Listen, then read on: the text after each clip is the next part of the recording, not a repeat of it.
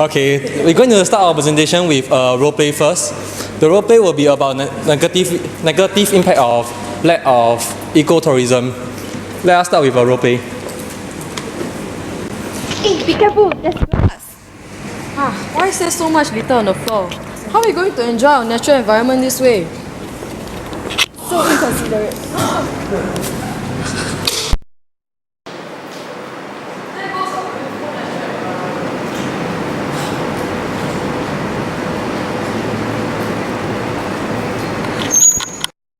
What you just saw was the negative impact of lack of ecotourism, and my name is also okay, we are okay. My name is Oscar, and good afternoon to everyone. Today, my team, Kai Ping, Jolene, Jia Yi, Jade, and Kelly will be presenting on ways to promote ecotourism in Thailand and Singapore. The flow of our content will be what is ecotourism, and secondly, we will tell you more about the benefit of ecotourism, and we will share with you a success story of ecotourism, and we will recommend some ways to promote it. Then lastly, we will conclude the presentation with a summary. So, what is ecotourism? Based on the International Ecotourism Society, also known as the TICE, the three pillars of ecotourism will be responsible travel to natural areas and conserving of natural environment, sustain the well-being of the local people, and involve interpreting and educating to staff and guests. So what does that mean? No people understand, right? Okay, in simple terms, it means to build awareness of environmental and culture, and also respect the natural areas. Also, to minimize impact to provide positive experience for the visitors and the hosts, as well as to provide financial benefits, and also provide financial benefits and empowerment to the local people. And lastly, to promote sensitivities of political, environmental, and social climates. Next, I'll be passing over to my partner Kelly to tell you more about the benefits of ecotourism. Thank you, Oscar. So I don't think I'm going to be using the microphone because I'm not used to it. So I'm just going to ask, can everybody hear me here? Yeah, very good.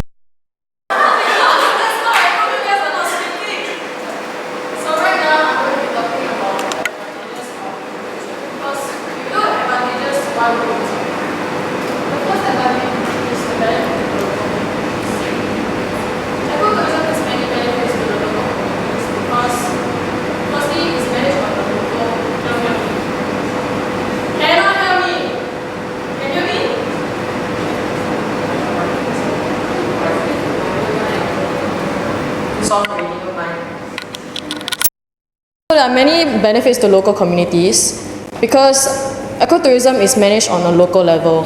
This means that everybody can get involved, and it creates jobs because people can work as tour guides, then they can create crafts to sell inside the village. This not only creates jobs for those people who are currently jobless, but also makes it easier for people who are living in rural areas and have to travel to the village, to travel to the city area far away just to get a job. With ecotourism, they can now stay in the village and still gain income. I wonder if you all have ever heard of this quote that says, "Give a man a fish and you'll feed him for a day. Teach a man to fish and you'll feed him for a lifetime." This quote is talking about that it's better to find long-term solutions than short-term solutions. Ecotourism does that because, unlike charitable organizations, which is a one-time solution, ecotourism provides permanent long-term solutions. With alternative jobs like these, the damage caused by overfishing and land clearance is also reduced. Now I'm going to show you two pictures, and I would like you guys to take a moment to think about which picture you would prefer. 加油啊！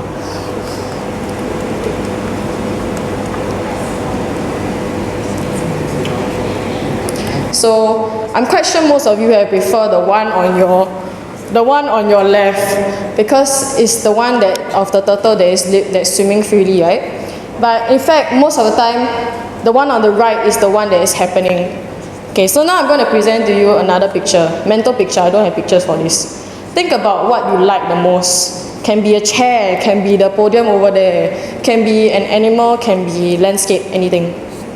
So I just let you guys have a moment to think about it. So, Mr. Nathan, what do you think about? Yeah. Sorry, what's your question? Think about something you like the most. Yes. What do I like the most? Yes. Music. Something physical. Mountains. Okay, so imagine there's a huge mountain here. Very big mountain. So now I'm going to kill it. I'm going to destroy it. So you guys don't want that to happen, right? Because when you think of something you love, you want to protect it. In this way, this is how ecotourism protects the natural environment. When tourists visit the natural wildlife locations, they naturally gain a better understanding of the natural wildlife location and appreciate it more, which in turn makes them want to protect it. The funding gained to better protect these natural resources is also gained through tourism. Last but not least, I'm going to talk about cultural preservation.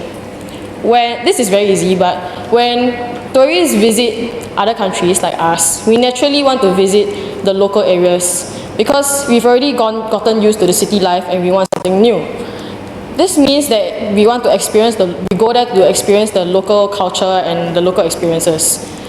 And in turn, this means that it is in the region's best interest to preserve these natural heritage and experiences. In this way, traditional ceremonies and cultures are revitalized. Like they are brought back to the village, and also any existing crafts currently are preserved. Now, my partner Kai Ping will be talking about the many successful stories gained from ecotourism. Okay, thank you, Kelly. So we all love a success story, so I'm going to talk about Guizhou province. So Guizhou province is located in southwest of China and is often referred as a big countryside due to its mountainous area, and it consists of 30,000 villages. However, it has a weak GDP per capita. So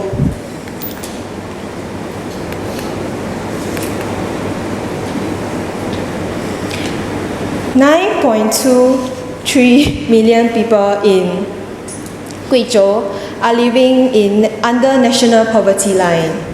9.23 million. That's more than Singapore's population and Chiang Mai's population combined. Can you imagine? Everyone here are living in such bad conditions.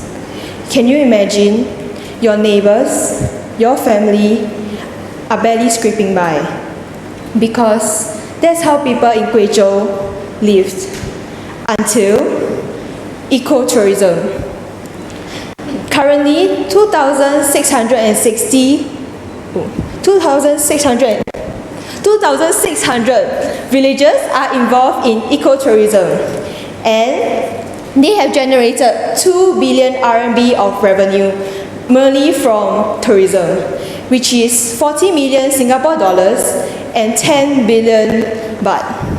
It has significantly increased their standard of living and also created jobs. 150,000 people are currently employed because of the tourism sector, directly or indirectly. Jobs such as tour guides, boatmen, serve to guide tourists around the mountainous area. And some indirect jobs are like from food, accommodation, souvenirs, and etc. So Guizhou has achieved cultural sustainability, economic sustainability, and nature sustainability thanks to ecotourism. So now I'll pass the mic to Jia Yi to talk about ecotourism in Thailand. So similar to Guizhou, Thailand has many scenic Similar to Guizhou, Thailand has many scenic attractions that could be utilized for ecotourism. For example, this.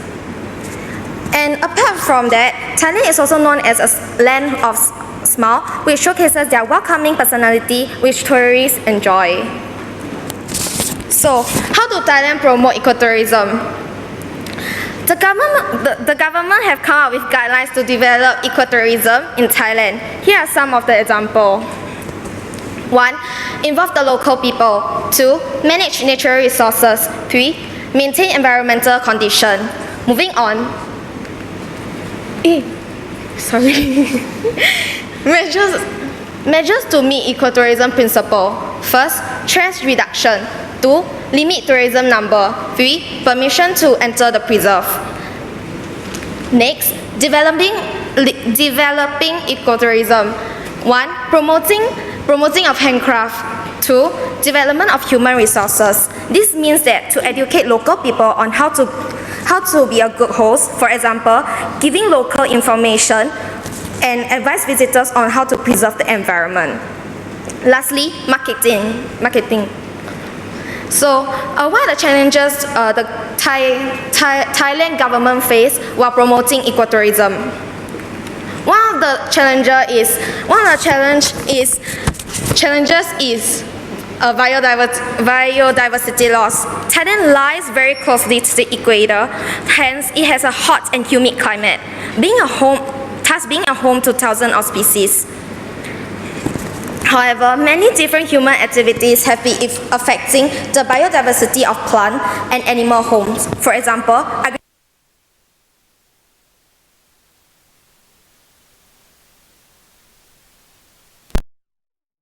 plants are disappearing as well, which puts a strain on the Thailand's environment.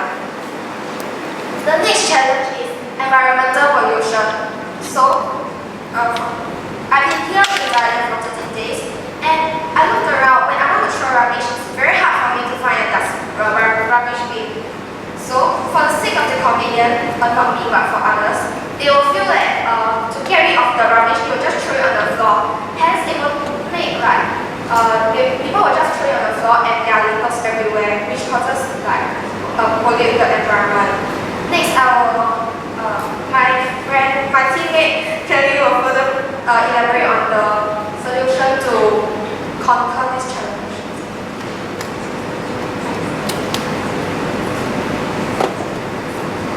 Okay, so to solve these challenges, first I'll be talking about solving the challenge of biodiversity loss. This is actually very simple because biodiversity loss happens when people don't follow the path that people give to you in a natural wildlife, and they step all over the plants and the animals.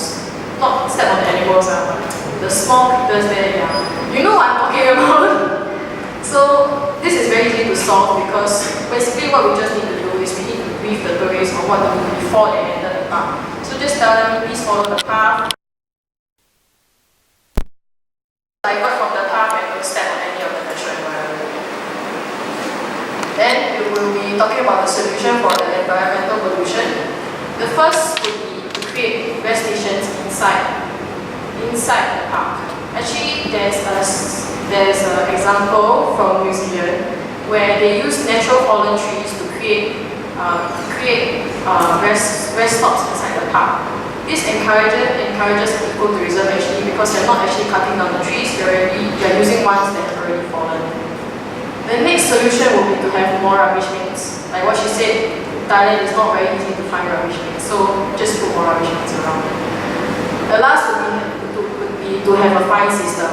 I think most of the Singaporean students will be very used to this already, right? You walk around, litter, throw, fine $500, throw litter here, $500. Anyway, so it's suggested that we implement a fine system here, so that when people are caught littering, they will be fined a certain amount. Next, I will be passing the mic on to Jay.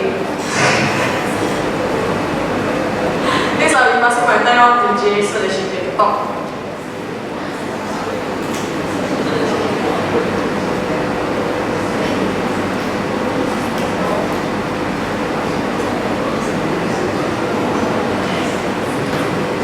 Okay, so this is Pulau Ubin. How do we promote ecotourism in Singapore? China has succeeded in promoting ecotourism. Thailand is progressing fast. It quickly, sorry. As for Singapore, we have limited resources. Therefore, there's still room for improvement. But there's one way that we can promote ecotourism is to safeguard our biodiversity. Pulau Ubin is one of the places where we can showcase strongly of our biodiversity. Pulau Ubin is a small island situated at the northeast side of Singapore. It is one of the few places that have been preserved from urban development, hence it has an abundance of flora and fauna and other native species. Furthermore, several ecological projects are also being implemented, such as Hornbill Conservation Project. Another way that we can safeguard our biodiversity is to rehabilitate areas that have been degraded. One good example is the Ketem Mountain Bike Park, also situated in Pulau Ubin. The project demonstrated the sustainable coexistence of nature conservation and outdoor recreation. The previously degraded park was rehabilitated and now became a flourishing habitat for a large number of wildlife. Next, we can also enhance education and public awareness to promote ecotourism. One program that Singapore implemented is the wireless learning trail at Sungai Buloh Wetland Reserve. It enhanced the learning experience of students by using a new way to deliver educational programs appealing to technologically savvy youth, thus promoting outdoor learning. Next, I'll pass the mic to Jolie. Okay, so to add on to what Jay mentioned earlier on, Singapore is lacking of natural attractions. However, there are few ways to resolve it. So, first of all, man-made attraction. Take Gardens by the Bay for instance. It is designed and improvised to enhance aquatic habitats. Secondly, preserving. Singapore should preserve what we already have in order not to lose more natural habitats as well as wildlife species. Lastly, organization plays a part too. The Singapore Tourism Board and Temasek Holding will be expanding the Mandai district by adding two new wildlife parks and indoor natural team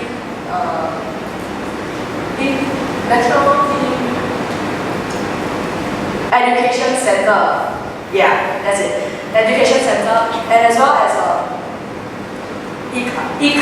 eco accommodation options, as well as public spaces. This will create an integrated nature and wildlife experiences for the visitors.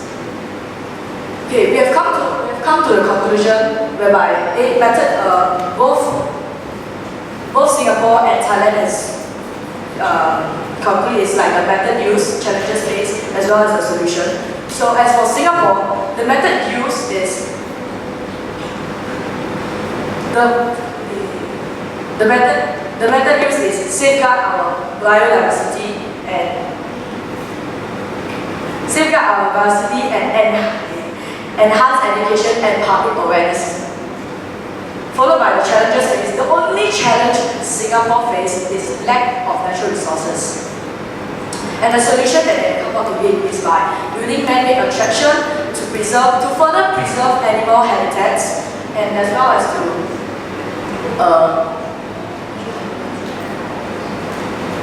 the ongoing project that what I've mentioned earlier, which is the major makeover of the Mandai district. And now, whereas for Thailand, the methods they use is they use guidelines to promote ecotourism. Challenges faced are loss of biodiversity and environmental pollution. Solutions they have come up is to create like They create more rest station in the attraction to build to have more rubbish bin in the attraction as well as implementing a fine system. So now